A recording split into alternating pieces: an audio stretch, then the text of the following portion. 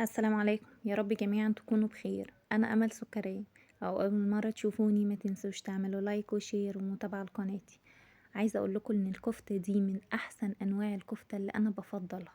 دي المفضلة لقلبي، طعمها جوسي قوي، طرية، موفرة، طعمها فعلا فظيع، واقرب حاجة للكفتة المشوية برا، واحسن كتير كتير من الكفتة المشوية برا، طعم وريحة وكمان نظافة. تعالوا اقول لكم انا عملتها ازاي. اول حاجة انا هعمل نص كيلو بس، والنص التاني هعينه في الفريزر. هستخدم نص كيلو لحمة وعليها قرن فلفل اخضر، وعودين 2 بقدونس، واربع فصوص ثوم، وبصلاية صغيرة، وملح وفلفل اسمر، وبهار لحمة، وسنة كمون. بهار اللحمة أساسي معانا جدا، أو السبع بهارات. هفرم الخضرة الأول مع بعض، البصل والثوم والحاجات دي كلها.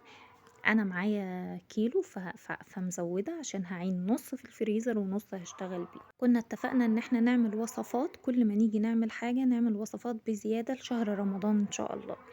كل سنة وانتم طيبين. هحط البهارات كلها بعد ما حطيت الخضار، فرمته كويس جدا. بعدين حطيت البهارات، وبعدين حطيت اللحمة، ولفتهم مع بعض حلو قوي. طب انتي ما عندكيش الكبة دي، تقدري تعملي في الكبة الخضار والحاجات دي وتعمليهم تعجنيهم بايدك قوي. حطيها في ال... في التلاجة تتماسك بس مع بعض كده وتشمع مع نفسها. هنحطها هنا في الحالة دي في التلاجة لأنها لسه بتلزق شوية، وبعد كده هنصبعها. هقول لكم انا بقى هصبعها ازاي.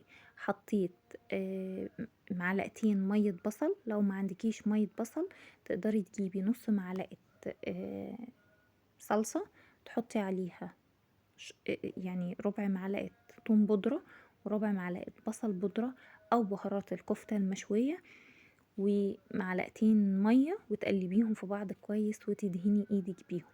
هيدي طراوة للكفتة رهيبة، وكمان اللون هيفرق كتير جدا جدا. هصبحها بالطريقة دي. هاخد الحتة معايا واعجنها بايدي واصبحها على اي حاجة. السيخ ده لو عندك، ظهر معلقة مظبوطة، اسياخ من اللي هي الخشب. المهم ان انتي تعكي ايدك في الخلطة دي، وكمان بعد ما تخلصيها تدهني بيها الخلطة دي كلها، عشان تدي كده حمار للكفتة وطراوة ما حصلتش. في الحالة دي تقدري لو وصلتي لغاية هنا تحطي اللي انتي صبعتيه ده في طبق فل، وما بين كل رصة والتانية كيس نايلون، وتعينيها في الفريزر، تطلعيها جاهزة على انك تحطيها في الصينية وتدخليها الفرن. بس هدهنها كده الصينية كويس، وهدهن الكفتة حلوة قوي عشان تاخد وش ظريف. ممكن تقلبيها كمان في الفرن وتدهنيها تاني. ممكن تحطي حتة فحماية وتحطي نقطة زيت وتقفلي عليها، بس انا ما بفضلش الحوار ده لاني بشوف شوية ان هو يعني ممكن يكون فيه ضرر.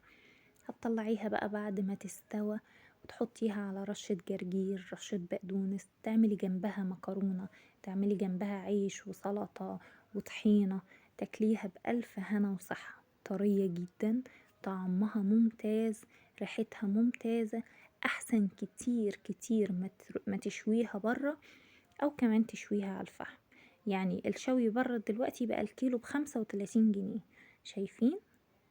طرية قوي. نسيت اقول لكم ان اللحمة لازم نسبة الدهون فيها تكون في الكيلو 20%. يعني حتى لو ما عندكيش اللحمة بتاعتك حمرة، هاتي حتة ليا وفرميها فوق اللحمة. يعني الكيلو مثلا ياخد 100 جرام دهون. لو هو احمر قوي تكون لحمة حمرا عشان تطز الطزة الظريفة دي معاكي، ما تكونش لحمة حمرا قوي عشان ما تبقاش ناشفة. الحبة الحروقة الحلوين قوي فيها دول.